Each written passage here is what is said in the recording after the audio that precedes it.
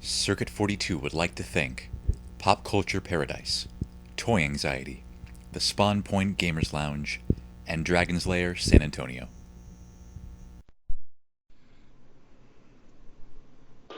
Skyping time. I added her, and I warned her that you were a potato, so she should be careful. Oh, so I looked at the Guinness website. The largest gathering of people dressed as the same comic book character happened in 2011 in China. It was 1,530 people. We can beat it. Yeah, we got that. There's probably that many Deadpool cosplayers at one con. And with Deadpool, you can just have fun doing different variations of Deadpool and different things. So, you have Star Trek Deadpool. I saw Mariachi Pool. It was awesome. Deadpool Tron from Transformers. A robot. Deadpool Michael Bay. Why did he explode? He walks in and just blows up.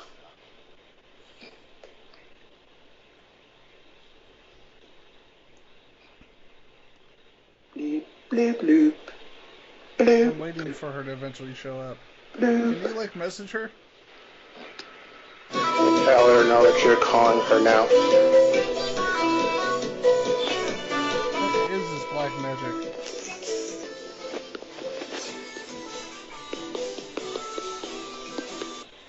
You, don't do that. Don't lip sync Vocaloids. I hate Vocaloids. We love you, Miwa. Stop it. Oh, you see that video too? Okay. Yeah. She's one of those people, it's like a hero, where she's gonna look the same for quite a while. Yep. Kinda like me. Yep. Black. Wait, hold on. A hero's not black. There's Miwa. I'm observant.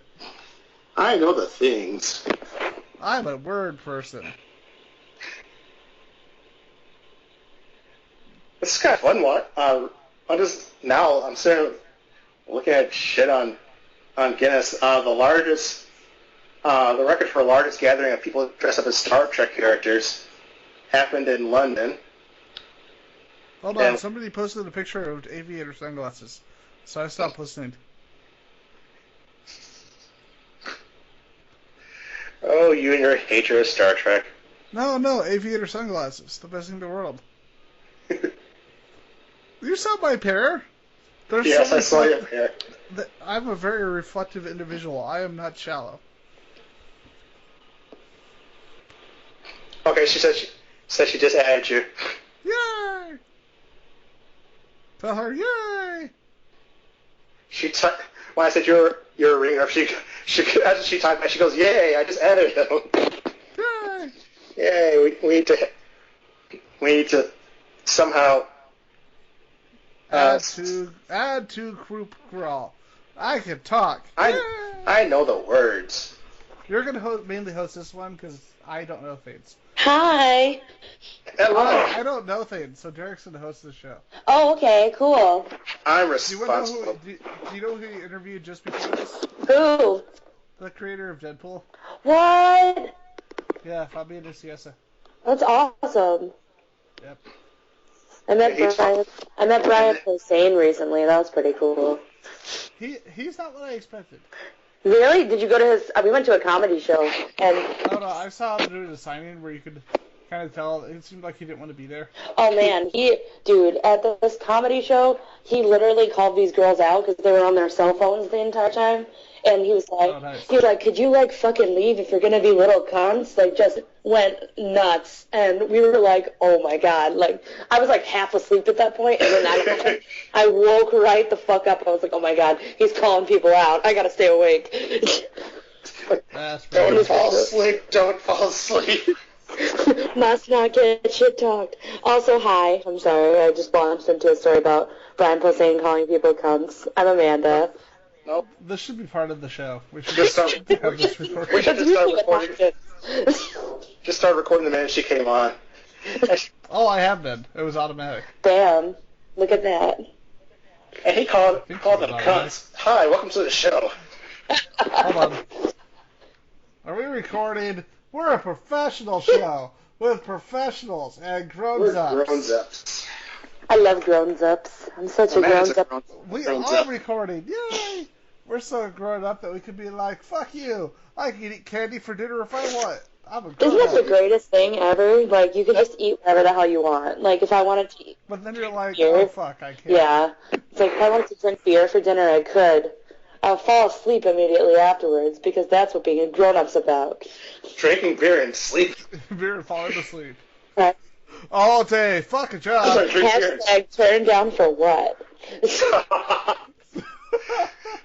So, speaking of Brian Posehn and awesome things that are awesome, the other day I was reading Grant Morrison's JLA, which is much better than New 52 JLA. That's not saying much.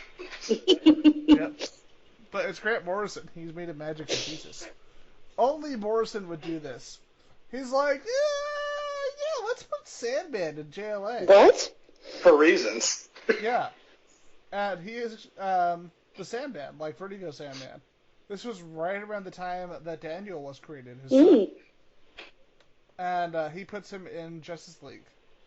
And I saw that that screen cap you posted on your page with that splash from them talking about he's no Daniel. There you go. There's a picture for you if you want to see it. Where? It's in the chat window. I'm on the iPad, so I get confused by things sometimes.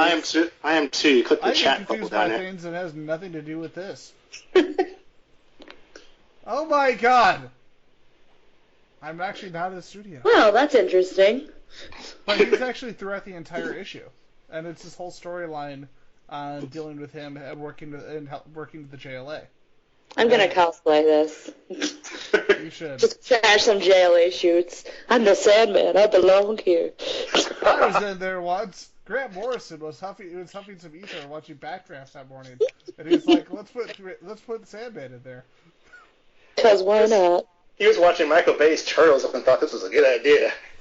I still have not seen Michael Bay Turtles. I'm still horrified and very apprehensive at that thought. I actually heard from most fans that it's really not that bad. It wasn't that bad. It wasn't as bad as I expected it to be. It's better than Transformers. Okay, that doesn't say a whole lot. No. That's like saying that the third Star Trek movie won't be that big a disaster. Wow. Did you guys hear who's writing and directing this movie? No. Well, it's not going to be J.J. Abrams. He's got that. It's going to be the screenwriter from the other Star Trek movies. The guy who's like, oh shit, we have to make Khan evil. Spock comes in. Khan's totally evil. He killed all these people, even though that didn't happen. Don't you love that? Yeah. When people rewrite things? Abrams is too busy doing that little thing called Star Wars. Yep. With all the lens flare. So much lens flare. Everywhere. I can't see you, C-3PO. Oh, come on, it's going to be great. He never actually directed any film before, and he recently wrote The Amazing Spider-Man 2. How can't this be good? Oh my god, that movie was so upsetting. My boyfriend and I were physically angry at Amazing Spider-Man 2. Like, we were like very hostile after it. Like, it almost ruined the relationship. That's what happened. Well, let me ask you guys this. Which one is worse? Amazing Spider-Man 2 or Spider-Man 3? Spider-Man 3, definitely. So Exactly. Because with Amazing Spider-Man 2, really all you had to do was cut out. Yeah, it was a good movie. A really solid movie.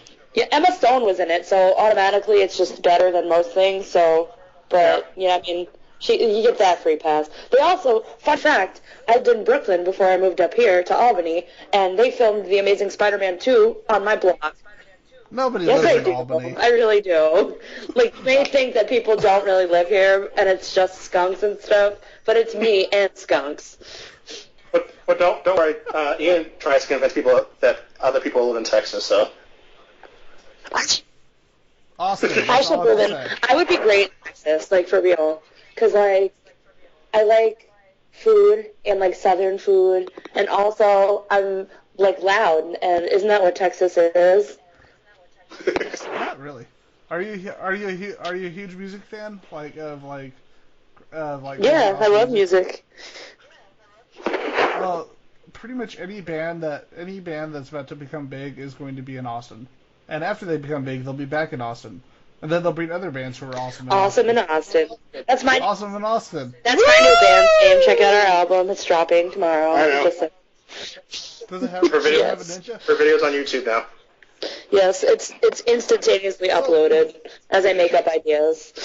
Do you like how we just hijacked the Isn't that any episode of Cosplay Circuits we tend to do? The first 15 minutes are usually just us babbling about random stuff, and then we actually get to the serious discussion of cosplay. I mean, it's cool. We're just like building up a relationship right now. Like, I know. you know, that's what's happening. Derrick, you can't do what you did last time. That person just never wants to come back on the show again. I'll Oh, put pants on this. I'll put pants on this time. Oh, okay. Well, normally, I feel like you should not wear pants until it's absolutely necessary for you to wear pants. That's just my motto. Ian, here, she belongs with us. Pants, I don't need that. Fuck the podcast. Wait, what? After record? Oh God, let me put on pants. Wait, I don't really need these. Oh, okay, good. It's the reason why we don't do video Skype podcasts. Hey, come on, we could be like the news and like wear nothing. Or like grass Hawaiian skirts. I like to assume... Or you could wear breakaway pants. So that way you're like, I don't need these. You can just break the pants away. I like to assume that Bill O'Reilly is like wearing like a grass skirt. Yep. No, And Bill. he's actually much less of a tight ass than we think he is. And he's like wearing a grass skirt in his interviews that no one can see because he's sitting behind a desk.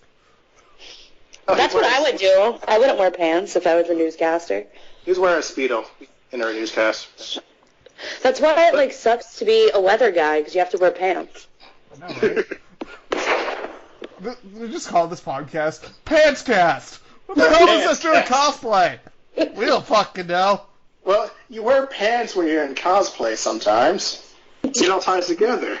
I don't know. I've been to a lot of conventions, and that's very much not a necessity most of the time. This is true.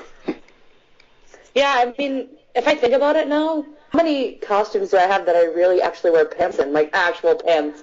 Not many. No? Bodysuits. That's where it's at. Yeah. Sometimes I wear those, and people look disturbed for some reason. Do you, man? I wear them when I go to Walmart. I'm pretty ninja. All right, listeners, if you haven't figured out yet, this is a little podcast that's called Cosplay Circuits. It Yes, is? it is. Oh no! I'm your host, Derrick Williams, and the frightened voice you heard in the corner was my co-host, Ian McIntosh.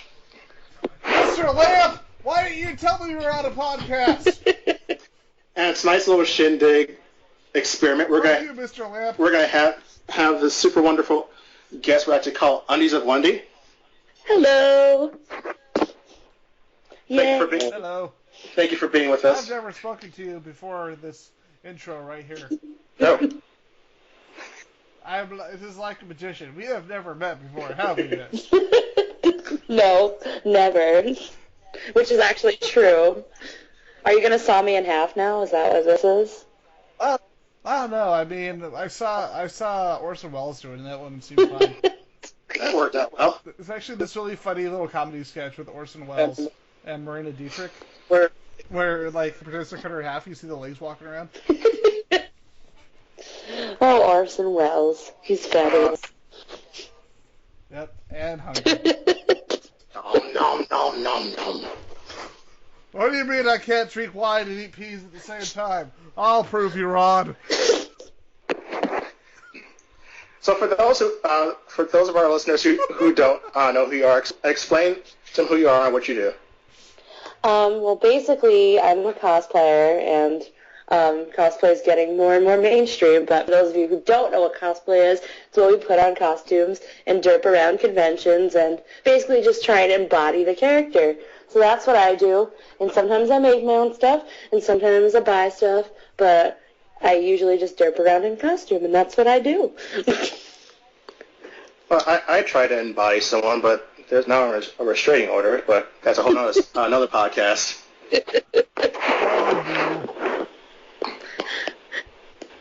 So, tell our listeners, well, where are you based out of? I am based out of New York. I'm originally from the city. I moved upstate, but I still do a lot of city stuff. I was just at New York Comic Con, so that was pretty cool. But yeah, I like to go to lots of conventions, so I try and go to as many as I possibly can without breaking my wallet. And as far as your cosplay style, are there what would people have seen you as? Are there any certain set that you do, or are you just a variety? See, at first, when I first started cosplaying, I wore my Black Canary costume for like 3 straight conventions, and like people started knowing me as that Black Canary girl. And they were like, hey, you're that Black Canary girl, because I ran a Black Canary blog on Tumblr too. So people were like, oh, that's her, the Black Canary girl. So I was like, all right, maybe it's time to mix some things up a little bit. But I'm most known for Black Canary, and at New York Comic Con I was actually recognized a lot in my Raven costume, because I think that's the thing I have the most pictures of on my page now. So I don't know, but I do a lot of different things, like from pop culture, a lot of DC Comics. So yeah, try and shake it up a little bit. Now I've seen a lot as far as your page. Now what I've seen a lot actually is actually your Toothless and your Ariel.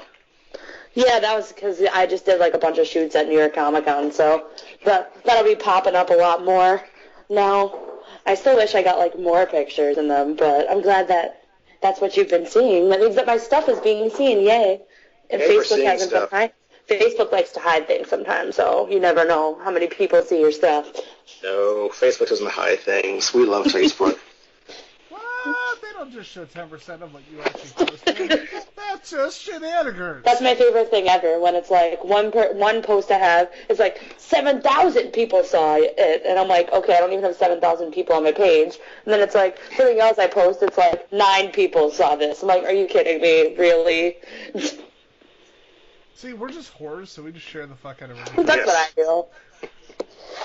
That's how you grow. So, it's like, I'm going to share this potato. 8,000 for each. Why would anyone want to see the potatoes? Stupid potato. You and Mr. Lamp have obviously built a conspiracy. You're starting the rumors now, that's it. Conspiracy theories. That's how they start. God damn it, Fox Mulder. Well, we'll ask you now. So when you're not running around playing dress up at conventions, what does Undies do for a day job? Okay. So I'm a woman of many different things. I do theater, like, as my hobby. So I was just in a show up here in Albany. I've done a lot of, like, shows and, like, performances. I used to work for a party company in the city, where I would get to dress up and go to kids' birthday parties. So basically cosplaying and then getting paid to cosplay. So that was pretty cool. And now for my day job, I work part-time at Build-A-Bear, and I do part-time social media work. So basically I run a bunch of social media accounts for a company. So that's pretty cool. Right. What shows have you done? I've been doing musical theater since I was like 7 years old. My first play ever was Into the Woods, and I was actually in my mom's pregnant belly. So super meta. I was in the baker's wife's stomach because she was supposed to be pregnant in the show. So just, unborn fetus me was on stage. But yeah, what I did most recently was, I don't know if you guys have seen the movie Little Shop of Horrors. It was a musical. So I was Mr. Mushnick, and I played it as a man. I refused to play it as a girl. They were like, you can be a girl. And I was like, no, I need to do it right. So I put on a fat suit, and I was a man, and I had a mustache. It's pretty awesome. I got to be gross and middle-aged, and it was really cool. I actually got to see that. When I lived in Korea for about 3 years. No, about 1 or 2 years. And they had a community theater on the base. And it was kind of cool. Like, they put on, like, 10 Little Indians. They put on Little Shop of Horrors. And as a kid, I got to see Little Shop of Horrors. But I'm watching the stage version with the really fucked up. Yeah, they're actually in the directorial cut that, like, they made a movie ending that was very similar to the stage ending, where it's like, It's so much better, and I just saw it recently because they played it at, we have a movie theater here that it's $5 and they show old movies, so we went to go see it there, and we were like, my mouth was just like wide open. I was like, what is this? This is awesome. Why can't it have this ending? I have a similar... I actually have a similar situation because I live right near... I work at the Alamo Draft House in Williams. So I'm actually watching The Thing tomorrow for 1982. Oh, awesome. The Thing is the happiest Of course thing it ever is. made. People should read their kids. I'm a liar. It's Hey, not parents, let happy your at kids all. watch that, then right afterwards, let them watch Saw. And Cannibal Holocaust, because that sounds childlike. Parents make kids watch way worse than that with the stuff Yeah. that they're exposed to. Cannibal Holocaust? No. I don't know. If I watched a movie as a kid, I don't think I'd be able to speak the next 30 years. It's like, he hasn't moved or talked or anything. All he keeps saying is just random Italian phrases we don't understand. And sometimes it sounds like he's being poorly dubbed. Moving back into cosplay. Back into the cosplay. So, well, we're going to stray away from cosplay for a second, back with theater. So, what would you, as far as your theater background, what would you like to, what production would you like to do that you haven't yet done? Oh my gosh, I actually have this is really lame. I have a list, like a wish list of plays that I would like to be in and parts that I would like to play in my life. And there are a lot, but the one thing that I would really, really love to be is Ursula in the stage production of The Little Mermaid, because Ursula is awesome, and I can rock a mean, poor, unfortunate souls. Or if I could be in Wicked, and I can be Elphaba, the Wicked Witch of the West, Nice. who is not that wicked, actually, just really misunderstood. Yeah, she had a really jack-up childhood. Yeah. So, speaking of, stage play adaptations, what do you think of Disney pulling a Sweeney Todd and apparently not advertising the fact that Into the Woods is a musical at all? Yeah, I thought that was really weird. Really weird. I'm actually really, Into the Woods is one of my favorite shows ever. So, Sondheim is awesome. yeah, no, and I love, the fucked up Sondheim music. It's a bitch to actually have to sing, but it is pretty mega awesome. Yeah, no, I'm really, anxious to see it, because, I want it to be good, but I'm afraid. But I feel like Meryl Streep is in it, so, it's gonna be good. So it can't be bad. Yeah, The Witch is actually one of the roles that I would really like to play, too. I've been in Into the Woods, besides Unborn Fetus. I did Into the Woods Junior, which, oddly enough, ends after the first act. So it's everyone's happy, and, none of the fucked up giant shit happens, and it's oh, damn it. But I played Granny, and I got to skin the wolf, and that was pretty cool. I was 8. Now, mind you, she wasn't actually doing this in a play. That was last night. Yeah, it was okay. So, I'm looking at the movie of the director, and I'm kind of concerned because Rob Marshall, although he directed Chicago, he also directed 9, Memoirs of a Geisha, and Pirates of the Caribbean on Stranger Tides. Okay, well, I did really like Chicago, so I'm gonna hold on to hope. I like Chicago, and I actually like Memoirs. You're a liar, you know it. It's not like I said I like Stranger Tides. Well, also, I like Satan. Oh, really, Derek? Okay. And I love Batman Robin. Bat nipples. Do you know that he Even our guess is like the fuck, bro. He actually did a panel at New York Comic Con, George Clooney, where he publicly apologized. Oh yeah, he did. I read for about playing that. Batman. Which is funny because he really wasn't. It wasn't that his fault. bad. It was written that the way. movie He was. just did what he was told. By the director, by the guy who wrote Winter's Tale. No, who'd go on to write that pile of insane shit Winter's Tale. Another funny story about Batman, that Batman movie, Batman and Robin.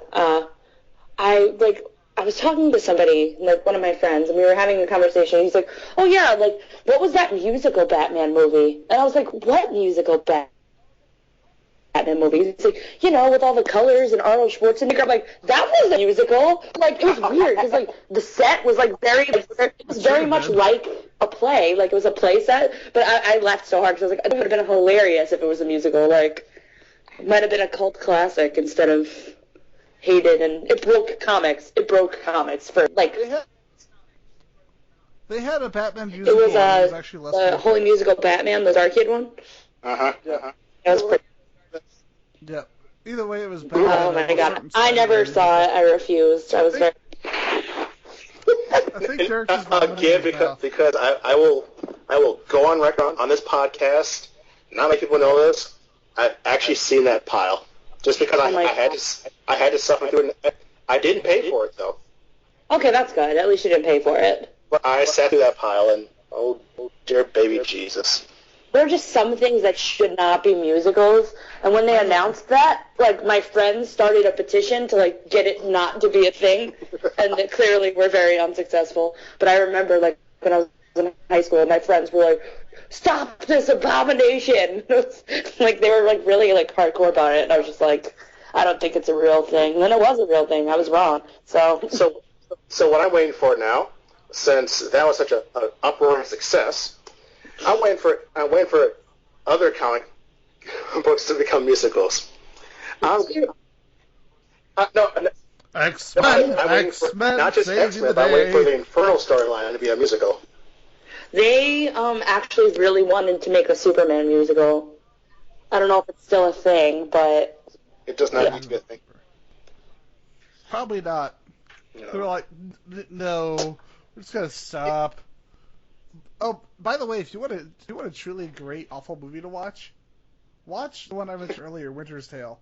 It's directed and written by the writer of Batman and Robin. I do love horrible movies, and I love even more live tweeting. Will Smith plays I love the live tweeting horrible things, like horrible yes. 90s television, and Will Smith plays this the already sounds awesome. I'm gonna watch it.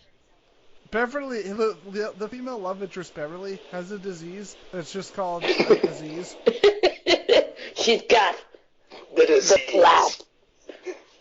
And, like, you look at the cast, it's like, you have to wonder how many people needed to pay back taxes. Because this is like Colin Farrell, Matt Bomer, Lucy Griffiths, Michael Patrick Kane, Brian Hutchinson, Russell Crowe. Oh, Russell Crowe delivers one of his most over-the-top performances ever, even by Les Miserables standards. Well, I was just going to say, even more over the top than Les Mis. This is an amazing movie. Oh, and there's a flying horse, even though it's a drama. Yeah, I'm looking at the cast now. Well, Matt Bomer's in it, so automatically that means like it's a thing I should probably see. At least twice. Yeah. I mean, like that's literally the only reason I sat through Magic Mike. So I was really confused. I'm sorry you sat through that. I thought I was waiting for something to happen, like something cool to happen, and then it just ended, and I was like, well, I just saw a lot of balls and asses, so I was pretty. I wait for something cool, then the end credits rolled. That's literally what happened. I was like, huh? Oh, crap. Wow. Here's the thing. I got my film geekery from my mom, and I asked her if she saw Magic Mike, because I'm not going to bother to watch it. So, what do you think of the movie? Oh, the lighting was really bad. I love your mom. Yeah. This is the same mom who sat through and laughed through Beyond the Valley of the Dolls with me. The exploitation film directed by Russ Meyer and written by Roger Ebert. Yes. That could have been called Boobs the Movie. Yes, indeed. And then, by the end of the movie, you find out that the guy who's obviously the thing that inspired Austin Powers is actually a woman and has boobs and is British and is like the low rent version of Malcolm McDowell, and he just kills everyone at the end. Boobs the movie sounds like a thing that should be a musical though. Like Boobs the musical. We got boobs. Look, there's two more. We got boobs.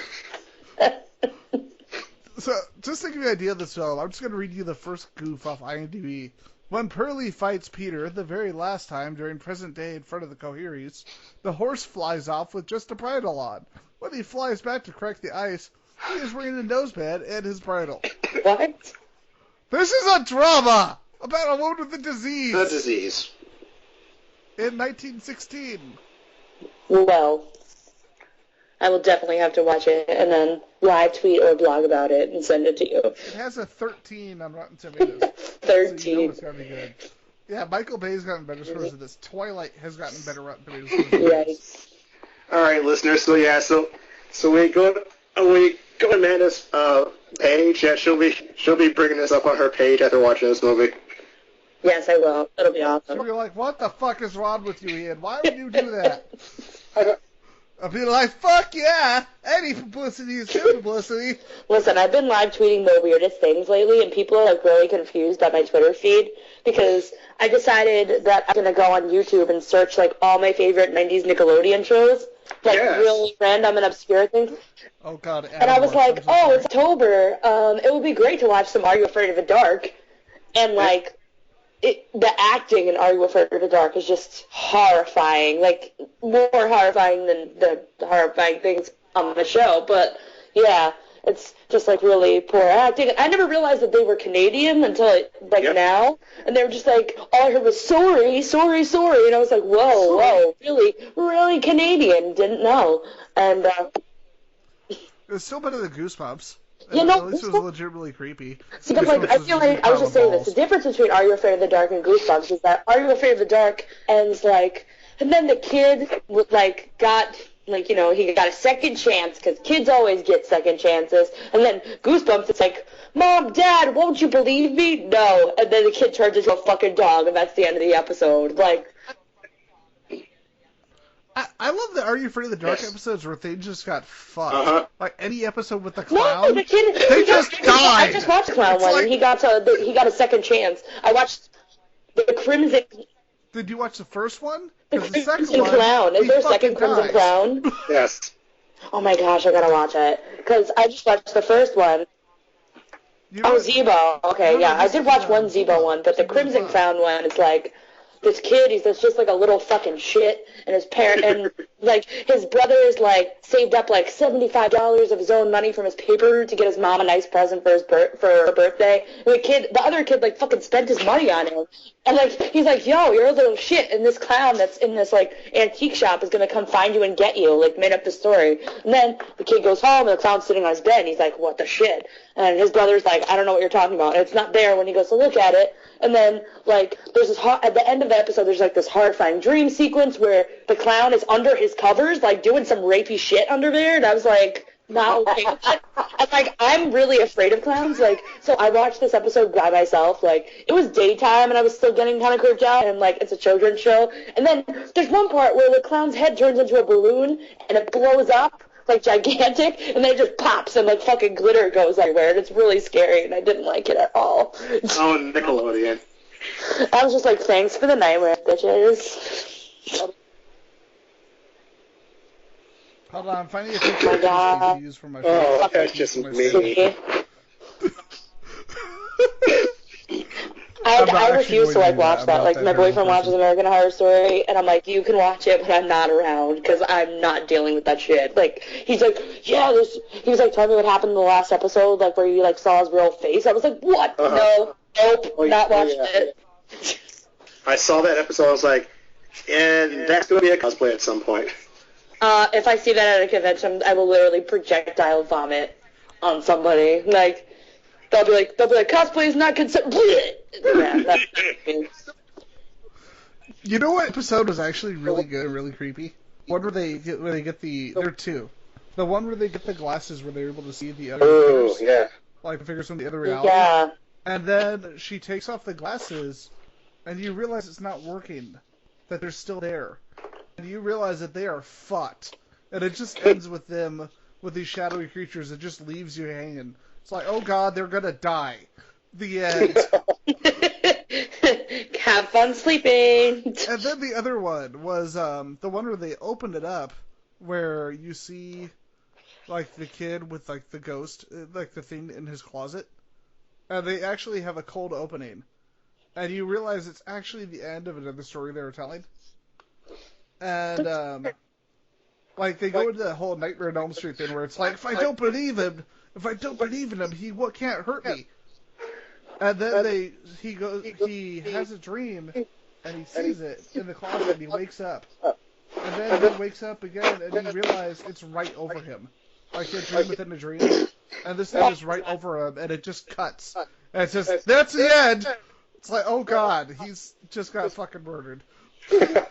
Like, the even more fucked up part about the show is that you realize it's like a bunch of kids telling these stories, and it's like, what kind of troubled life do you have that you're fucking thinking of this shit? Yeah, exactly. We're from Canada. Canada. Next on Nickelodeon's Rugrats.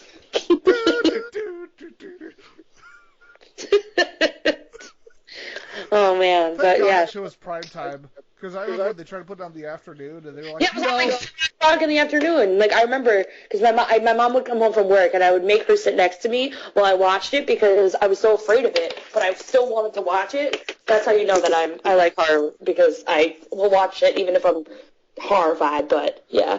Have you seen the one that had Melissa Joan Hart? Yeah.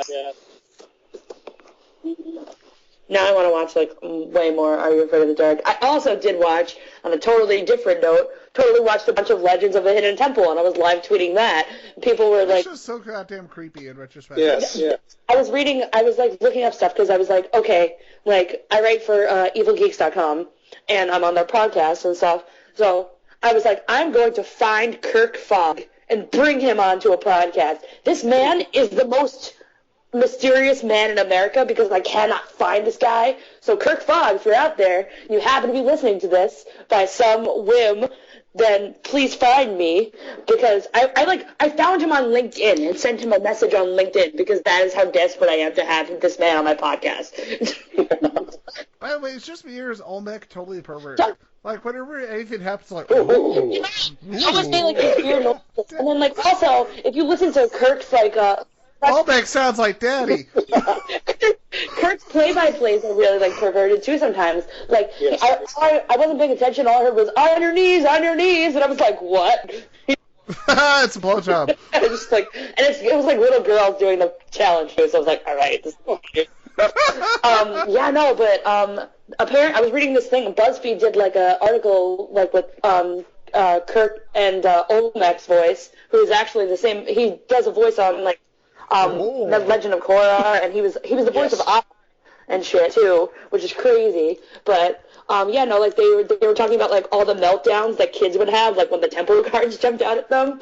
And apparently the most famous one was a girl fucking got so nervous that she crawled into the pit of despair, that like big like sandy pit, and just vomited up her guts. And like they had to like clear the whole thing out and like clear everything out.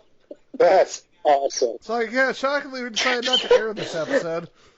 They just cut this huge chunk out of it instead. And it's like, what happened? It's like crying. She's hysterically crying. No, there's just a giant gap. It's like, wait, wasn't there another girl? No! Nope! Big pile, nope, right there! My favorite is like when the temple guards are there and the kids get so generally like scared that they don't know what to do. They're like, give him the pendant, and the kid like doesn't know what the fuck to do, and they're just like, just standing there. He's got to do what Daddy did. What? On your knees, on your knees. Poor Kirk Fogg. Poor Fogg. So, in the time of the story, I was curious because we were talking about the terrible yes. in the dark. So I went through some of the actors who were on the show. Like what? I know. I read that recently too. I want to see that. What? Cuthbert. Yep. Amelia Kirshner. And Jay, I don't know how to pronounce your name. From Jay Baruchel? Yes. Every time I think of Jay Baruchel, I just think of This Is the End, when Jonah's like, God, I fucking hate Jay. Why did you make him, God? I didn't even heard it's really funny. Emmanuel Cheriki, girl who's been in That's crazy. She was in there. And little actress named Dev Campbell. I want to be an Are You Afraid of the Dark? Yep. Like, I just want to play, like, the mom that's like, no. Just time travel. I just want to be like the 90s mom that's like, Billy, stop making up these crazy stories. Do you want to know the episode that Housen was in? The Tale of Station. I don't know what that is. A youth obsessed with death discovers a radio station which takes. That's crazy. That sounds like the kind of thing Gosling would do. It's like, wow, this sounds awesome. Oh, But we have this these is the other one. scripts we want to be. Imagine he was just Ryan like his Gosling, character. Did you ever see motherfucker. Drive? He's just his character in Drive, and he's like, and a real hero. Holy crap! Do you know who Alicia Cuthbert was? Who? She was Megan. Like their little group. Like of the Midnight Society. Really? She was Megan. She was on there for like If I see a picture of her. 7 episodes. What's her face too? Joanna Garcia from she was on Reba and like a bunch of other shit. She was on Freaks and Geeks, and Yep. yeah, she was in the Midnight Society too. Oh my gosh, I just I finished love Freaks and Freaks Geeks, and and I was like, I need more. What is this? I love that Joel from Mystery Science I'm in Theater love is in there. with what's his face, Bill, on that show. Like, I want to marry him. He's so cute. Little nerdy Bill. And then if you've watched I just started watching Silicon Valley on HBO. I think it's on, Right. so that's why I caught it because my boyfriend I watched haven't it. watched it. Yeah, and no, Bill's on it, but he plays like this big like fucking pimp, and he like just like fucks a lot of girls. And I'm like, this is what Bill was meant to be. He became this. He's like, I have no time for stories. Pronounce the boobs. See, we come back around. There's a theme here. Are you afraid of the dark? Or, Boobs. all right, do you want to see the picture of Alicia Cuthbert from Are You Afraid of the Dark? Do it. Send it. And it's so funny. She really doesn't look a whole lot different. Because if you remember, she was I Get Attacked by Everything from the first season of 24. Yes. She's like, oh no, a mountain lion! Really? That's how Oliver Queen's parents died in the comics. Oh my god, what? Yeah, no, I remember her on there. Yeah. That's crazy. Do. So I think it's time that Are You Afraid of the Dark is back. I think we need to. We've said so here. Make it happen. I know. I want it to still be like the 90s, like though if it comes back, so like I could just be the 90s. We're bringing it back, eh? Well, Canada's probably still stuck in the 90s because according to How I Met Your Mother, when they were like, this is the early 90s, why does it look like the 80s? And they're like, oh, Canada didn't get the 80s till the early 90s. So now it's like, mid-2000s. They're probably still in the late 90s, so we're good. Oh, and by the way, so you and the audience did stock Jay Baruchel, or however you say his name. How do you say his name? Baruchel? I don't know if that's how I say it. Yeah. Tale of the Dead Man's Float. Zeke and Clarice find an abandoned swimming pool inside their basement where a secret is contained. I kind of remember that episode. Like, it sounds familiar. The secret was Seth Rogen. The next one is called Tale of the Time Trap. It was like one of the later seasons, like 2000. So at this point, Canada had reached 1990. Oh, okay, that's cool. Oh, it was one of the Sardo episodes.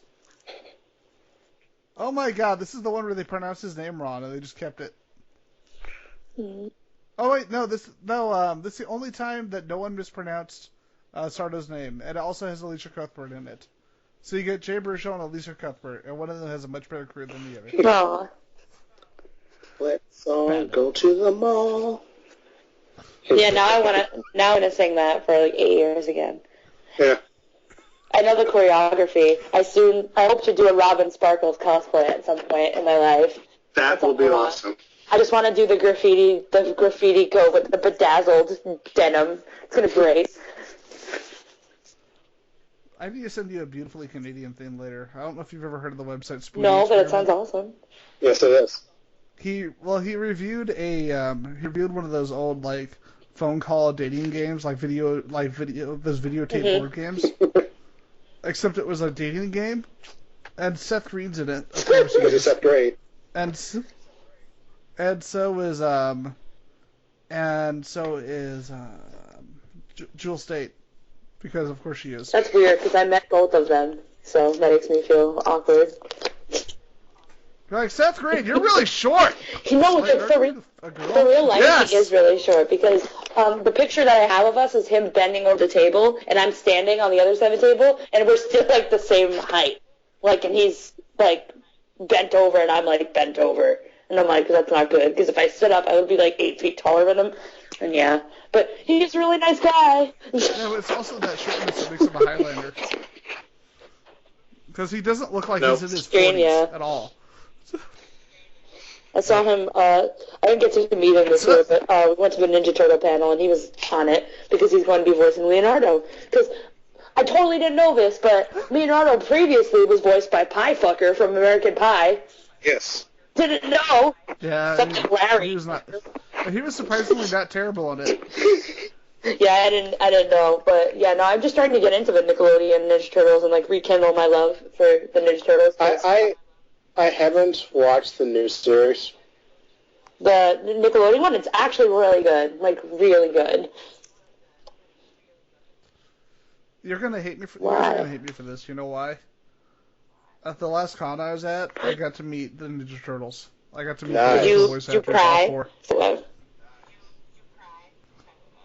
No, but we're going to be getting Cam Clark on the show, and we're going to be getting Cam Clark is my husband because I played a really, really crappy Japanese RPG called Tales of Symphonia, and I played it several bajillion times.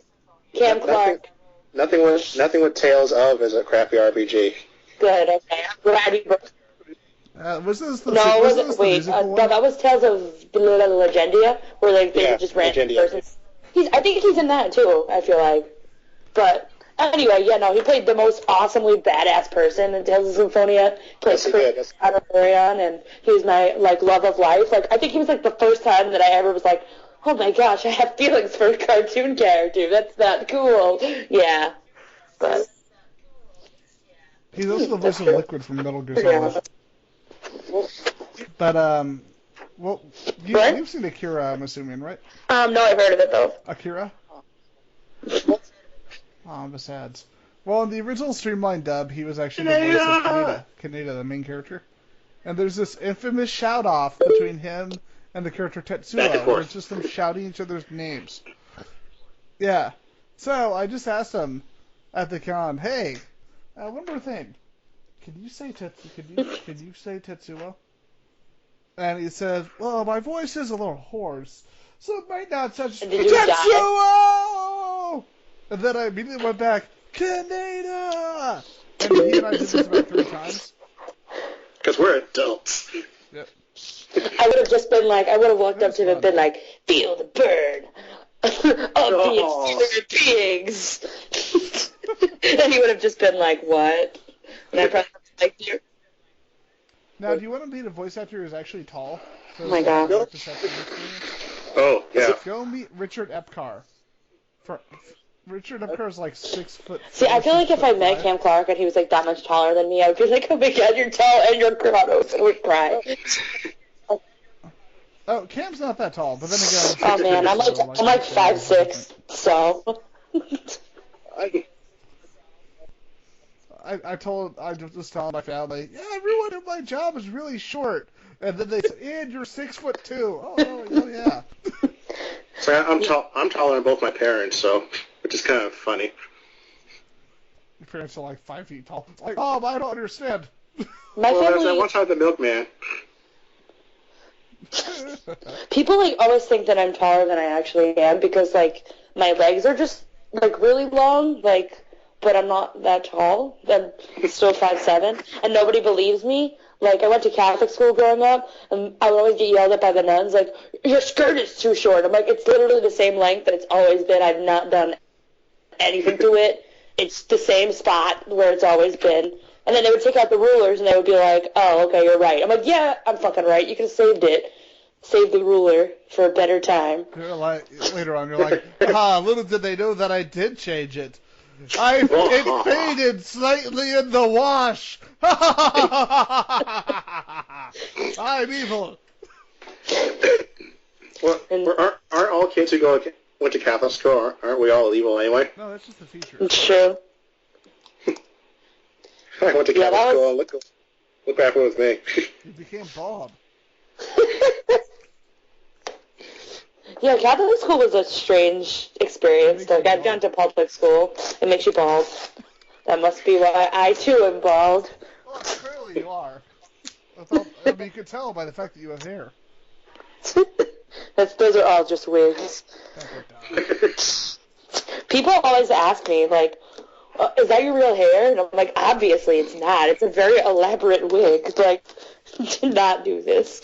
I'm just gonna walk around a convention with like a bright, over-the-top red wig, like super red, like cartoonish, like clown nose red. And if people ask, I'll be like, yes, in fact it is. I style it every day.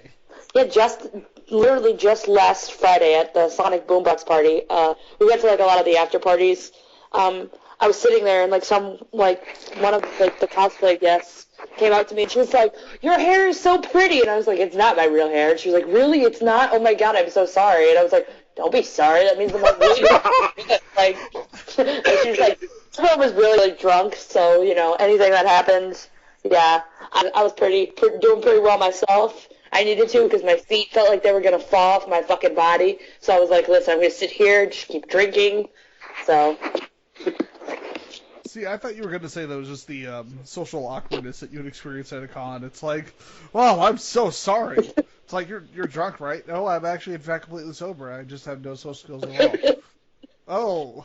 Oh. Well, at least you're honest about it. Some people just really don't have social skills. And, like, it's like, you want to feel bad, but then it's just like, dude, what were you thinking? Like, people come up to me and said, like, the most awkward things ever.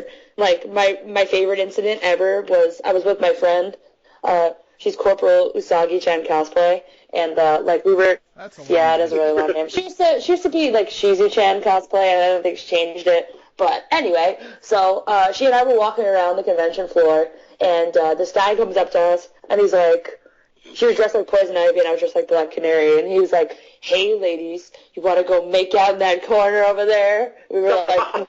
At least he was forward. At least he didn't like pussyfoot. We were like, no. And then he was like, "Are you dressed as Poison Ivy?" Like, after that. And she's like, "Yeah." And he's like, "I'll poison your Ivy." She was like, "Are you fucking kidding me?" No. She's like... It's like, you realize that sounds like homicide. Yeah, and then he was like with his other friend, too. And, like, they were... At this point at the convention, it was like when... I don't know if they still think you could still get beer at New York Comic. I don't think so, but...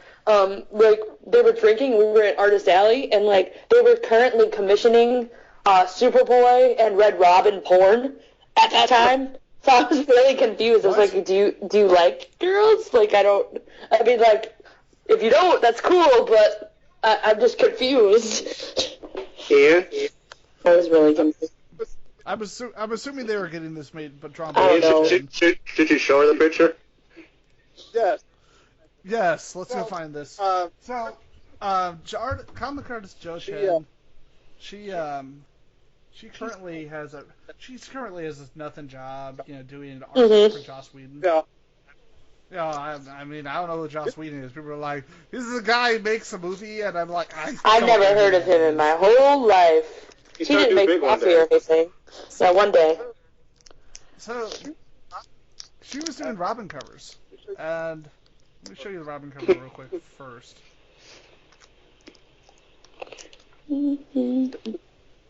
So it's in the chatty thing. I'm sure of you. Yeah, no deal. There you go. That's one of her Robin covers. Oh, that's pretty legit. That's awesome. But yep. And then we were talking about a particular commission she had done for a fan that actually got her fired. Wait for it. Here, I'll...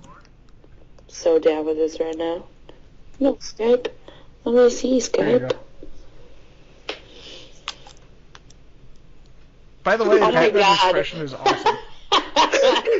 Damn it.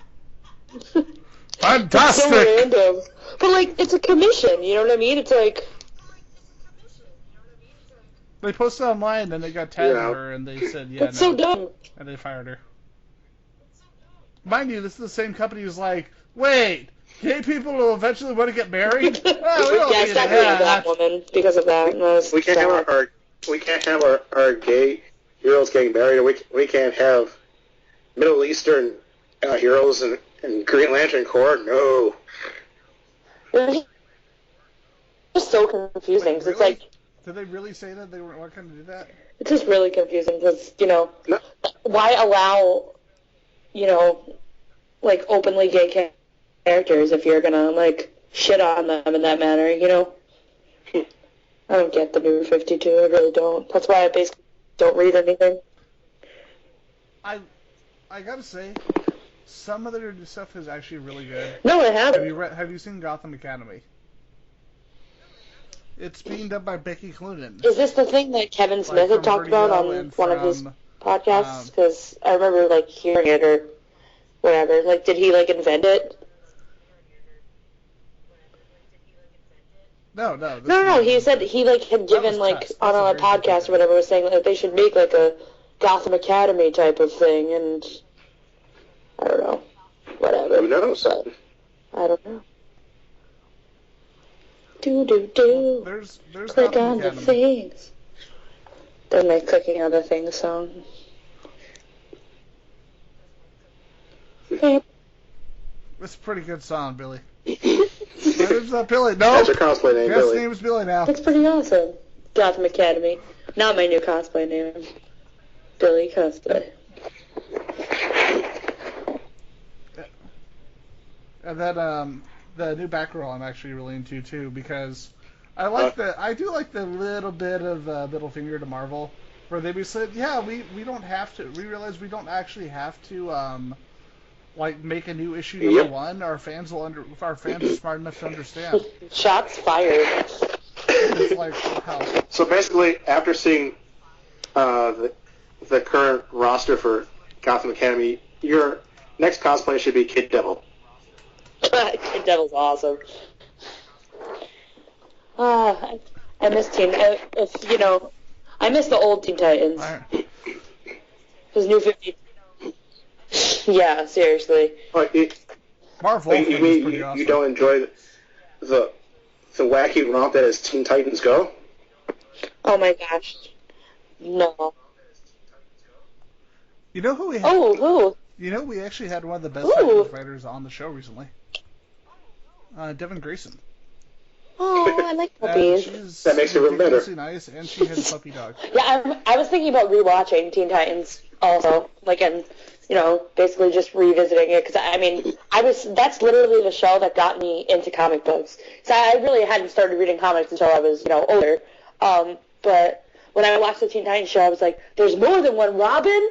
That's awesome! And, like, looked all this stuff up, and little 6th grade, 7th grade Amanda was, on the internet reading World's Finest forums and that sort of stuff, and, like, reading all the conspiracies, like, is Red X Jason Todd, and all of that stuff. So, and that was the first time I ever heard the word shipping, was Robin and Starfire. So, I mean, you could say it basically, like, made me into what I am, this monster that it is. Made her the woman she is now. I wouldn't be a cosplayer if it weren't for, Teen Titans, basically. Quick question before we move back into cosplaying. Mm-hmm. You read the late 90s, early 2000s Titans? Did you get a chance to? I skip around a lot. That's my thing, because I have ADD. So I'll be like, oh, that sounds like an interesting arc, and then I'll go read stuff. But well, you know how at that point, like when she left the book just immediately plummeted. Yep. Well, you will be happy to know that we spent a good chunk of the interview between me, Lobdell, and Frege just making fun of Andrew Helfer, the editor who fucking drove that book into the ground.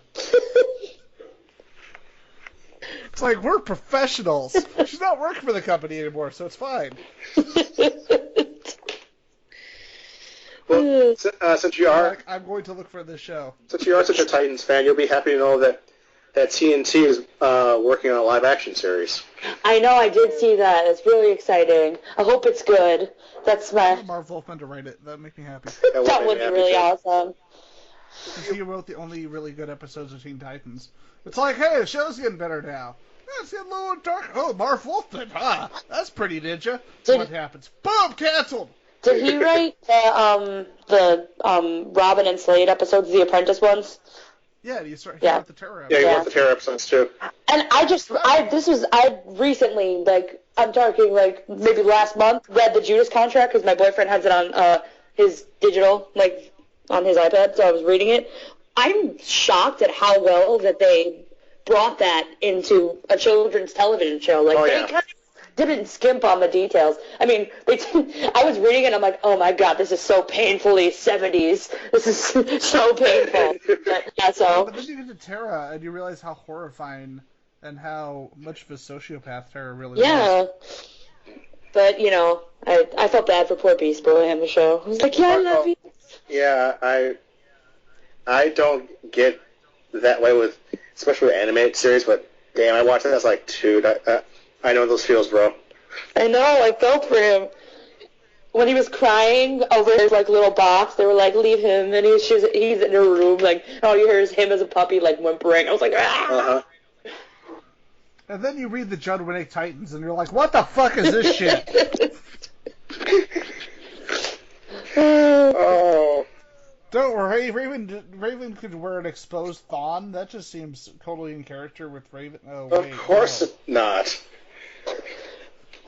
See, like, there's a fine line between stuff like that and then, like, you know, from early on, it was established that, like, Tamaranians are very, like, open and sexual beings. Like, that's cool for her. But, like, don't fucking, you know, just make people randomly, like, sexual for the hell of it. Like, it doesn't make sense. And they wrote her as a hardcore bitch, too, which I really didn't like. Like, Raven was never a bitch. You know, she was kind of a smartass, but, yeah, she was never really mean.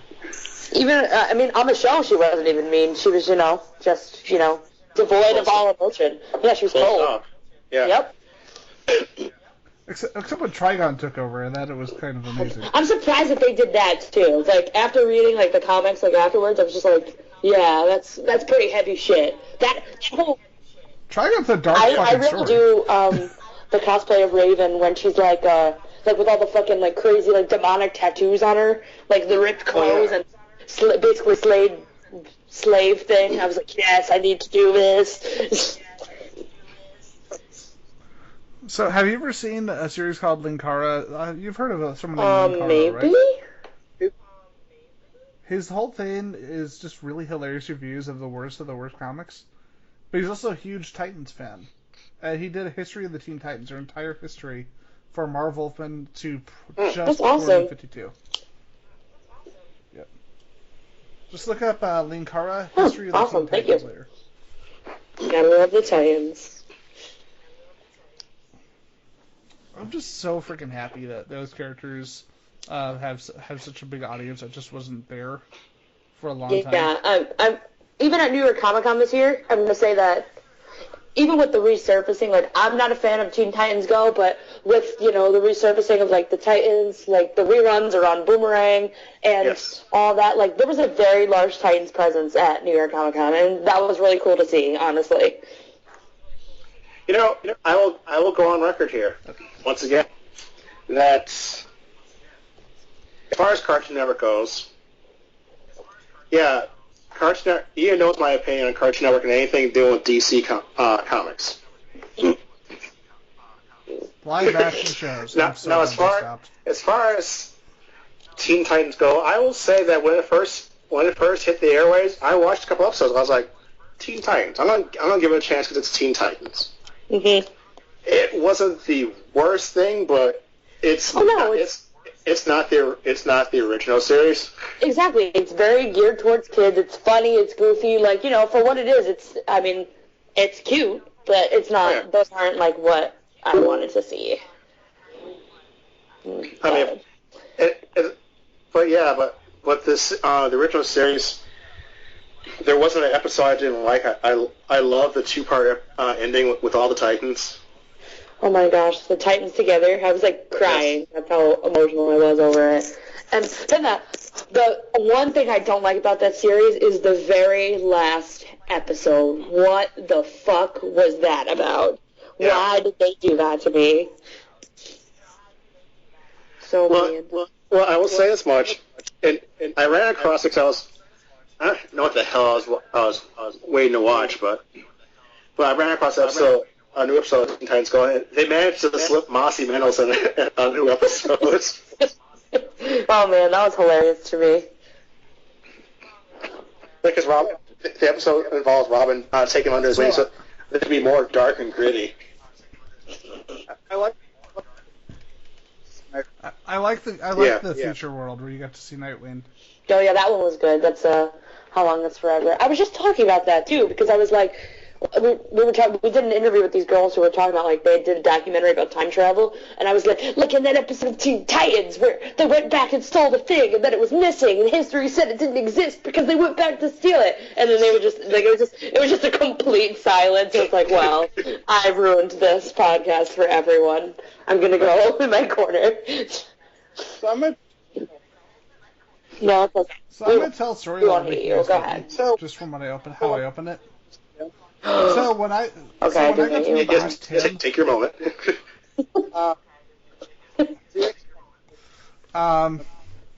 we actually talked a little bit about Batman Beyond, and he said that show, from its design, should have bombed. It should have been terrible. But he said that with the work they did, they kind of wanted to prove people wrong, and it worked out really, really well. And then he did a $30. I want all the Harley Quinn things. I'm in love with Harley Quinn. It's a problem. She's pretty good. Yeah, I read parts of it. It's pretty good. Really good. I mean, it seems like with DC, they're like, oh, we should stop being misogynistic and weird. And okay, but real talk. I'm gonna say this, and it might, incite some angry witch hunts on my behalf, but I mean, but I don't get me wrong. I love that there's a strong, female force. I feel like New York Comic Con was very, very geared towards girl power, and that's cool. But I feel like at this point it's very gimmicky, and that they're like almost using it because it's like, hey guys, look at us, look what we did, look at it. Do you like it? It's great. Like, especially with the new Thor. I think it's cool, but don't get me wrong. I think her armor is a little weird, and it makes her boobs stick out, and that's kind of not logical. But I mean, whatever. I'm not a comic book artist, but I just feel like there wasn't really a point, and they're just kind of doing stuff to try and get more female readers, which once again is fine. If that's that's what you want to do, that's cool. But I mean, it just seems kind of disrespectful to somebody like me who's been into it this whole time, and it's like, yeah, I don't know. That's just my opinion. Here's what's going to happen. So we've changed Thor up, we've changed Cap up. We're going to change Cap up again. It's going to happen next year. It's going to be a big time travel event where Agent Carter is going to be the new Captain America. I can call it right now. That would not be completely terrible. I was gonna say I would read that, but it's just I feel like if that happened, I would literally be like, oh my god, come on, just yeah. But I would still read it because that's awesome. I can't wait for Agent Carter's TV show. I love Haley Atwell. I think she's great. So yes, yeah. It'll be fabulous. So I'm not sure if anything will come from this, but considering we just interviewed the creator of Deadpool earlier. Mm-hmm. I just shot a message off to Marv Wolfman because I'm just curious. Just because. You never know. Yep. Marv Wolfman. How's it going? We can have a special interview with Marv Wolfman and Kirk Fogg at the same time because wow. Kirk Fogg, man. We get Andrew Helfer on there. Marv Wolfman just kills him. It's like, how did you do that? It's on Skype. I found a way. God damn it. I know. I know the things. Now get John Winnick in here. Oh. Who wrote the Mad Mod episodes of Teen Titans? Because those were. I don't understand them or what the need was for them, but they were hilarious. I like how all the filler episodes of Teen Titans have the Japanese opening. Just so when you heard that, you were like, I know this episode is not going to help me in life. It's not canon. You don't need to watch this.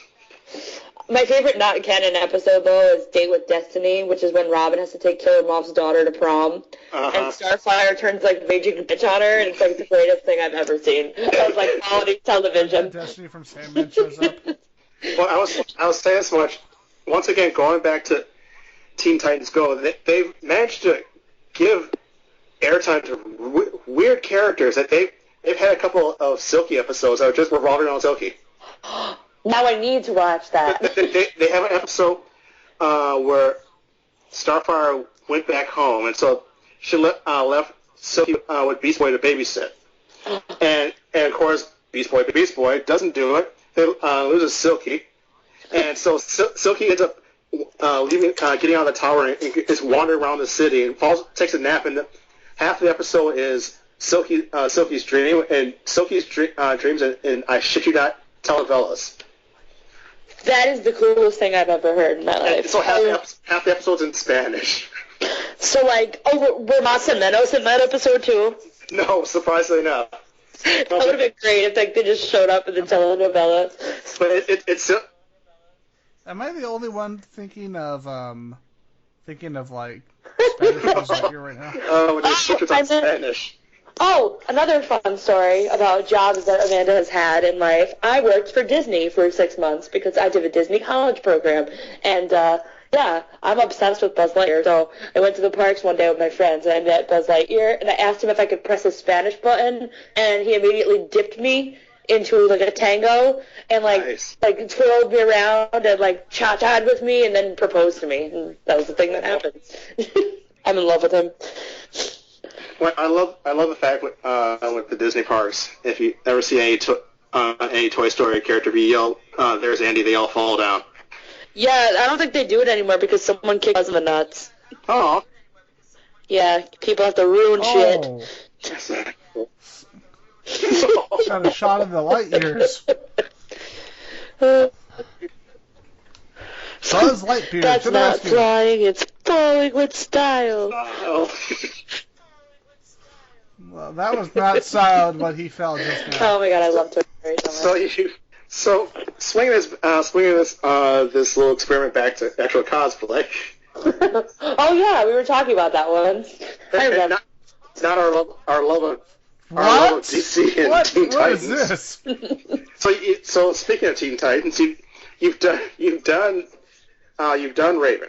So would there be any other DC based heroines that you would do? Well, I've done Raven, and I've done Wonder Woman now, finally, which is really weird, because I hadn't done a Wonder Woman costume, despite the fact my name is UndiesofWondy, until, like, last month. So now that's under my belt.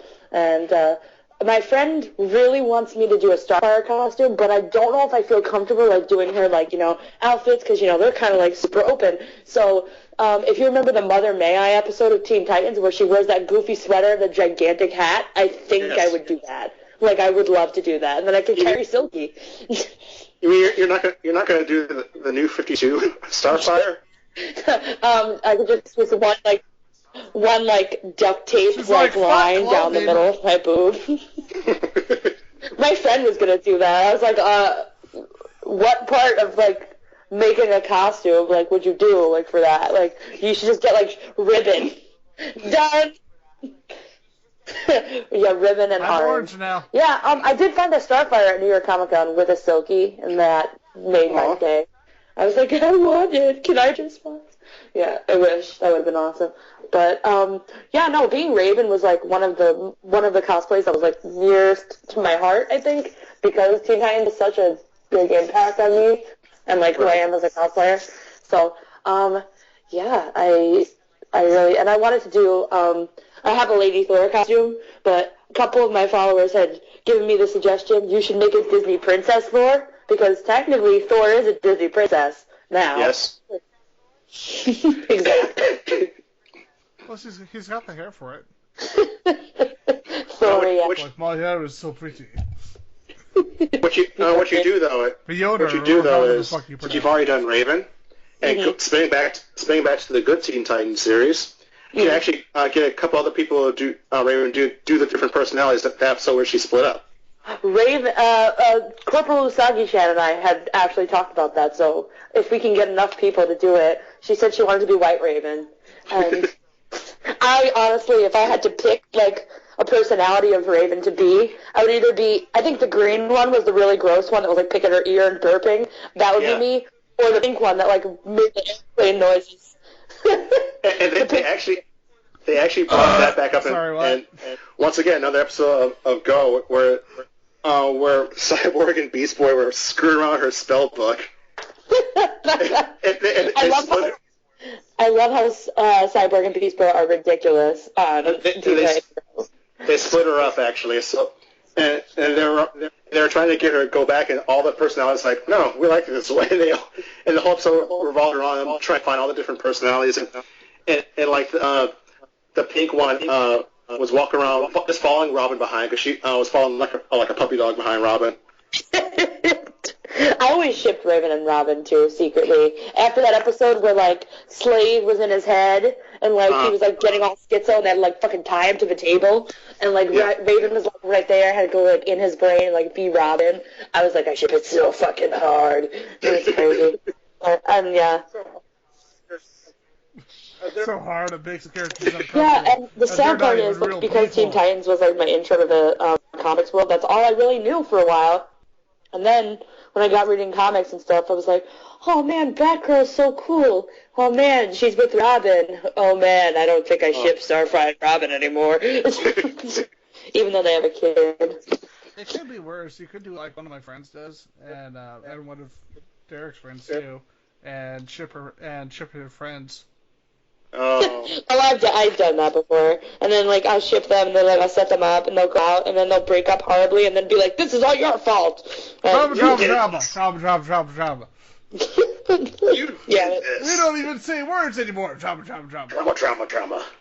I tried to ship my ex-boyfriend and my best friend together, and they were like, that's just weird, please stop. And I tried to do a nice thing. I was like, at least my explanation for it was, at least you know where he's been. Oh. Oh. It's true. It's getting personal. Awesome. Yes, this is all I wanted in a podcast, to make dirty innuendos. Yeah. That's every podcast we're on, so feel free to stop by anytime. But yeah, that was my long tangent about girls who I would like to cosplay. What I really want to do also, coming up soon, because it seems like a really comfortable cosplay, is I would like to be Casey Jones from Ninja Turtles. Nice. Because You just want to run around and hit people with a cricket bat. Don't lie. Yep, pretty much. It's like, boom! I'm a Ninja Turtle. You're Casey Jones. No. I'm confused though, because like when I was looking at like cosplay references and stuff, a lot of people have baseball bats, and I was like, did he ever have a baseball bat? The original black and white comic had him with a baseball bat. Okay. Cricket bat looks better. Yeah, because they were wearing the wrong costumes with the baseball bat. The creator said the characters were wrong. Yeah. Clearly, it should have been a cricket bat. God damn it. Yeah, the black and white comic had a baseball bat. The '80s cartoon had a hockey stick. Yeah. Kind of like the person who tried to tell Alan Moore that he was wrong when Alan Moore said the graphic novels was a really dumb term. What has he said? I don't write graphic novels, I write comic books. You don't go to the graphic novel store on Wednesday to get your Batman graphic novels. Or, as Frank Miller put it back in his not so crazy days, hey, you calling a graphic novel, calling a comic book a graphic novel is kind of like calling a hooker in a woman of the night. You call it that to make yourself feel better. Yeah. Frank Miller not being crazy. Those were the days. Yeah. I got into a fight with him online once. I don't know if he remembers. Really? Yeah. That's awesome. Well, nowadays he just looks like Dobby. Like, he said something really disrespectful about women and, like, the 1%. Shocking. And all that shit, and I was like, you're dumb. And he was like, you're dumb. And I was like, are you fucking kidding me right now? That was pretty Your much mom's dumb. Oh, like, yeah? Well, you're a hooker because you are a woman, and I'm Frank Miller. And I saw you last night, so you're a hooker of the night. Every time I think about him, I think about All-Star Batman, and I'm just like, squint, stare, squint. It's so sad, though, because you go back and read his old stuff. Like, I actually found that really... I wish I had snapped it up. Hopefully it's still there next week. It was the Elektra hardcover. Not Elektra Assassin, but the other one that he did with Lynn. Oh, yeah, I remember you talking about that. Yeah, they had it over there, the album-sized hardback. I should do an Elektra costume. That would be awesome. So... I should, too. It's just disturbing. So we're gonna... after that thought, wow. I broke my brain. My brain I'm there. a superhero. So So one last question. So bring us right back up to cosplay. So with the whole theme of gender swapping, would there be any gender swaps that you want to do in the future? Well, as I said, I would do Casey Jones gender swapped. I love gender swapping because it like really gives you an opportunity to kind of put your own spin on things. But you know, I am open to any and all gender swaps. So give me all of the ideas. I'm gonna do Beast Boy. Oh my god, that would be so cool because then I could be green. I like any cosplays where I can paint my entire body one color. That's really fun for me because it's like in your ears like 3 days later. You're like, I was green once. Just to let you know. Like next week you get out of the shower like, what? It's like, I was a potato once. I was a potato every day. Potatoes. Potatoes are also a consistent Oh yeah, that's a recurring. on this show. Yes. So most of our listeners already know this, but our show has recurring themes thanks to Ian now. Yay! The potato. We've actually had guests come on our show that we've gotten using a hashtag to the point that if you go on Facebook and look up hashtag eating babies, it's an actual hashtag on Facebook now. Yes. Wait, really? I need. Oh my god! I need to find that out. Clearly, I needed to be on this podcast a lot sooner because eating babies is also one of my favorite hashtags. No, it's obviously the best song ever. Ba ba ba ba ba ba. Eating babies. Yes, but we our listeners are well aware of our what's called randomness that goes on more often than not here. But that's what brings it back every week. So hey, Viva la Rick. Guys. Yes. Quick question. I'm assuming you're all in geeks like me, right? Ish. Well, you're a bad person, Derek. So apparently the new Simpsons Halloween that's going to be coming out is going to be heavily referencing. Oh yes, I just watched that today. I just DVR'd it earlier. I haven't watched it yet. It is very funny. I better download it. Lots of Kubrick references throughout the one sketch. Why don't they just let them do whatever the fuck they want for the show? Like they did the Halloween episode. It would be so much better. People would be like, oh, this isn't horse balls anymore. I've never really, I only just started watching The Simpsons because my boyfriend is so big into it, so, now I watch it all the time. Like, the FX marathons, I was like, hey, this shit's really funny. And then they're like, yeah, don't watch the new ones because that's not fun. But, I watched the marathon. The newest ones are actually not bad. We watched the Family Guy one, and that was kind of brutal, and I was like, meh. Well, that's because Family Guy is just... Yeah, I wasn't really sure what was happening during that whole thing. I was like, where are we? What's happening? Yeah. It's basically moving disproportionately to American Dad.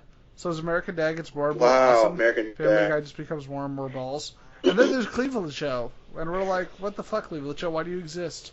And then it's like, I don't exist anymore. Then there's Bob's Burgers. Bob's Burgers is the greatest. Oh my god. Bob's Burgers is awesome. There's so many Bob's Burgers. Yeah, Archer's really good. So many Bob's Burgers cosplayers at New York Comic Con. Oh yes, Tina Belcher or Linda Belcher. Those are two cosplays that I'm going to be doing because I want to. It'll probably cost me all $10 to make too, so I'll be like, yes. So there was a great story where a lot of people on this cast, including I think Derek was on at the time, a lot of people assumed that I was into Archer. They didn't know I had never actually seen a single episode up until just a few years ago. Until the time season 3 had been out. And here's the thing, my sense of humor, the words I use, the fact that I would commonly use that's so freaking ninja. They just assumed I was referencing Archer. Yeah, it was just my sense of humor. And then they told me, okay, you need to watch Archer. Oh, why? Because all your jokes are Archer. They are? Well, I didn't even fucking know thanks to my lovely co-hosts, when I joined the Shindig about beginning of last year, the end of the prior year, Your mom's a everyone on this fucking podcast always makes references to My Little Pony, and I got sick of not knowing what it was about, and so I sat down and watched it, and screw all of you still, because damn if that show's not good. I have to know about My Little Pony working at Build-A-Bear because we have the ponies at Build-A-Bear, so like kids will come up to me and just like start talking to me about the ponies, and I was like, I don't know what's happening. And I'm like, yeah, that like I know like basic things, so I can like have a conversation where like they think I know things about My Little Pony, but I actually don't. It's just stuff I found on Tumblr. So I'm like, oh my god, Applejack. I was like, I like her. She's pretty cool. She's pretty laid back. Not like Pinkie Pie. Pinkie Pie's kind of crazy, right? And the kids are like, yeah. So I'm like, yeah, I win. That's it. See, I come in there to the job, start working there. You're right. Pinkie Pie is a motherfucking death machine. What do you mean I'm fired? No, well, I refuse to watch Equestrian Girls to this very day still. Yeah, what the fuck is that? That's really scary. It's dumb. They're humans now. Why? For reasons. For cosplayers. That's pretty much it. Yep. For cosplayers. I don't know. Do you want to see the greatest My Little Pony cosplay of all time? Yes. Give me it. This is the best interview ever, mainly because it just stopped being an interview a while ago. I answered like 2 questions. It turned into from an interview to just one of our regular podcasts. See, it's kind of like if you had Eli Roth interview somebody. It's like, aren't I supposed to be talking? Nope. No. It's like you just unleashed Eli Roth. Sorry. You're wrong. Okay, I literally saw this on my Facebook like 10 minutes ago, and now it's like, fuck you, I'm gone. Hey, go wish Mike Dodd a happy birthday, the radio host. Okay. Apparently it's his birthday. Happy birthday to you. Happy birthday. That was the best birthday song in the world. I don't know you, but happy birthday. Mike Dodd is cool. He does a show called This Week in Geek. Yeah. Yeah. Here you go. Wait, is he on Twitter? Yeah, he has a couple followers. 1 or 2. He's actually a radio host for Clear Channel. He was on a little show called Comic Book Men. Oh, okay, that Mike. he was no, not that Mike. Another one, the Pony guy. What is it? Like I actually referenced. I when I met them, I actually said, "Hey, yeah, I'm actually friends with Mike Dodd." Wait, Birdman? Yeah. And one of them. Oh, here's the greatest cosplay ever. We want the following that Mike has, and it's so funny because he's like, wow. It's so funny. Dodd has this huge following, and then he'll go and play like on PlayStation Network with you. I just like fuck around and play video games. Wow. I'm literally tweeting him. I don't know you, but Circuit 42 says you are cool. Also butts. And then just send him this My Little Pony cosplay picture. He'll appreciate it. He's a brony. I literally just tweeted him, and that's a thing that happens. Sweet and sugar. He's like, God damn it, Circuit 42. That is my favorite cosplay of all time. Like, I'm weirdly attracted to this man. No. It's like, I'm very confident in my poniness. No, here's your new assignment. Get your boyfriend to cosplay this. Oh my gosh. He would never, like, you don't understand how many times I've tried. I'm like, I will make you a Bane mask. I don't care how long it takes. I will do it. And I told him, I was like, I'm being Ariel. Can you be the crab? He's like, no. See, here's the thing about me. I am the type who is so confident in my hetero-manliness that I will go as Maid Man from Empowered. Wow. Look up Maid Man. Wow. I know Maid Man. Do. But Maid Man, do. Oh my God! Do.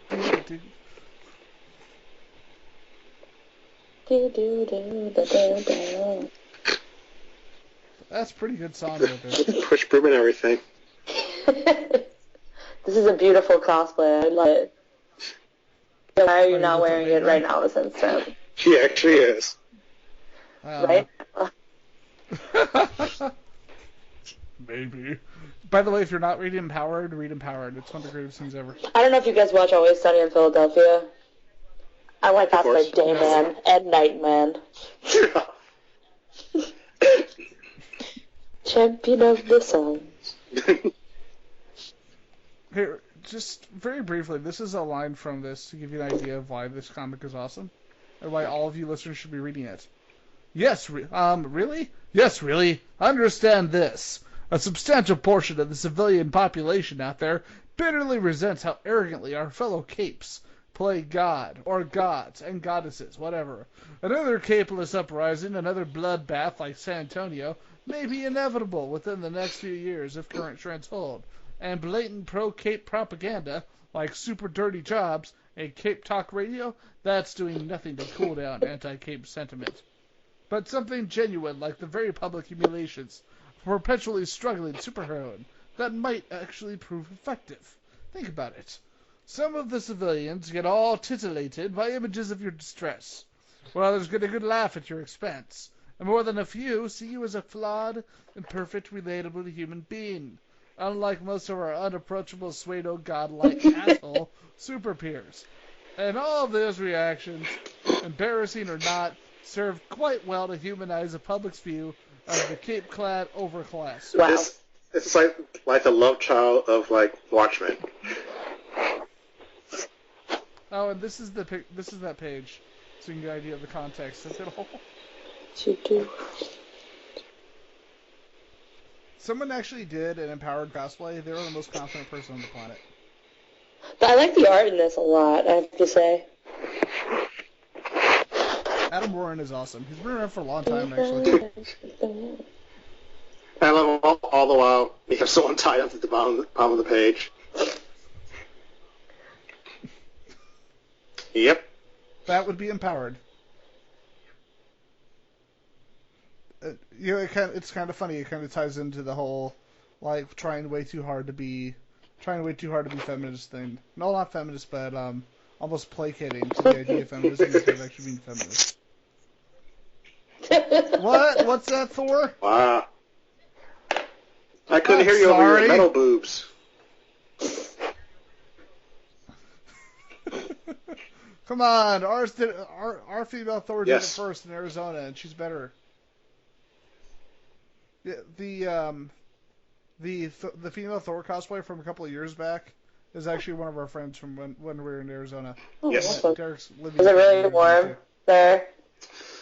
Yep. Every once in a while. Every one.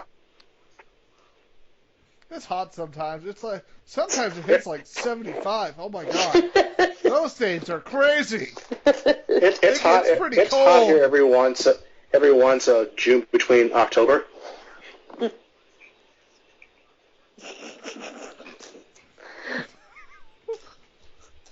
It's not humid though. So For some reason, my family thinks that Albany is like the same as Antarctica, and it's like really cold, like way colder than it is, like 2 hours away. They're like, "Oh, it must get pretty cold up there. Do you guys get seasons?" And I'm like, "Do I get?" Yes, like it's the same thing as the city. It's not like in the middle of Canada.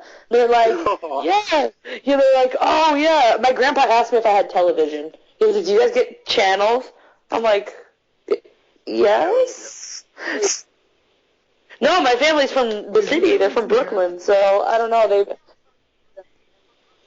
Okay, Oh no, they think that I live like in like the frigid Canadian North. Like Saskatchewan. Yeah. A.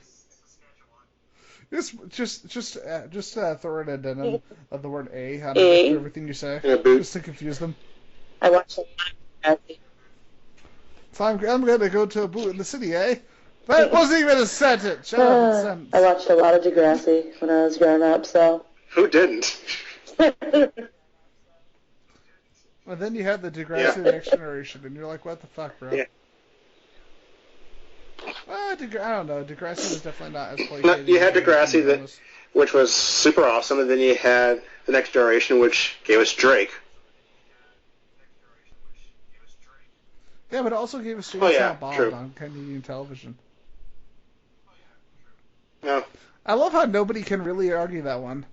And either way, it's better than their last Yeah, I attempt fell at an asleep animated during movie. a lot of that. I tried. Oh. Yes, it It's was. kind of sad because the Clerks animated series is hilarious. It's like, really, you could have got these people and made it look like an actual project? Yeah, it was literally Instead of, like, flash Flash animation. The animated series. I don't care how long it's been since that show's been on the air. The fact that ABC only aired 2 episodes, it had a full 16-episode run. I don't care. Adult Swim makes it put all 16 episodes on one, just like one night. Good. I want to make my own cartoon with blackjack and hookers.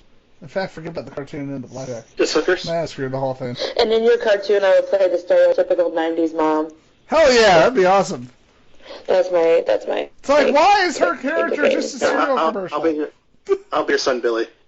Damn, Awesome! Billy! Why are you like 15 years older than me? Or how old Billy. you are? You're old, What dude. did I tell you about hookers? That I was born before you? That's not important, goddammit. Oh, sweet Christmas. This podcast. Should we And on that note, just start talking about random shit? Just continue talking about random shit? and on that note, now we've drug up hookers. I think it's around a good time to call it Blackjack a and night. hookers! What? Well, for our regular listeners, as you know, this has been normal for us, and this has been another edition of Cosplay Circuits. Once again, and for those who don't remember who I was from the beginning, this was actually a podcast. I'm Derrick Williams, my lovely co-host Ian McIntosh. Hi, how you doing? And once again, we want to go ahead and take a moment once again to thank the lovely and talented UndiesofWondy. Thank you for having me. It was awesome. And for those who want to follow you all over the internet, where can they find you? I have a Facebook page, Undies of Wondy. It's facebook.com/UndiesofWondy, but the Undies has a Z because undies is apparently a bad word. I'm on Twitter at UndiesofWondy, no Z, just regularly spelled.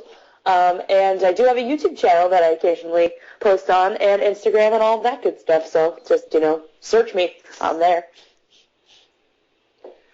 Well, once again, thank you for being with us here tonight, and to the listeners, thanks for joining in.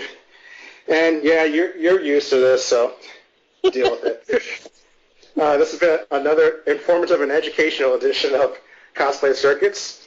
Once again, thank you for joining us, and as always, keep on riding the circuits, and we'll see you next time. Waka waka.